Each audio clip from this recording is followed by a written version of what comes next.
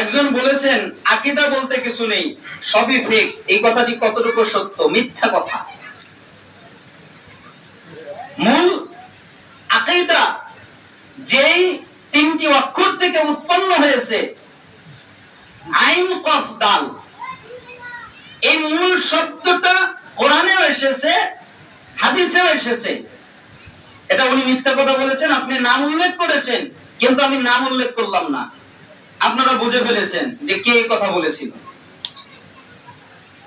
শেখ, আপনি মুসলিম নাকি আহলে হাদিস? আমি অবশ্যই আহলুল হাদিস মুসলিম, সালাফি মানহাজ, সালাফি আকীদা ফলো করি। আমি মুসলিম, কিন্তু আমার আদর্শ আহলুল হাদিসদের আদর্শ, সালাফদের আদর্শ। আমি খারিজি মুসলিম নয়। আমি ওই যারা মানুষকে বোমা মেরে হত্যা করতে চায়, মানুষকে মেরে অস্ত্রের মাধ্যমে ক্ষমতায় যেতে চায়, আমি ওই মার্কা মুসলমান নয়, মুসলিম নয়। আমি হচ্ছি প্রকৃত আল্লাহ কোরআনে যেই মুসলিম বলেছেন ওই মুসলিম, এবং আমি চেষ্টা করি আহলুল হাদিসের মানহাজ ফলো করার।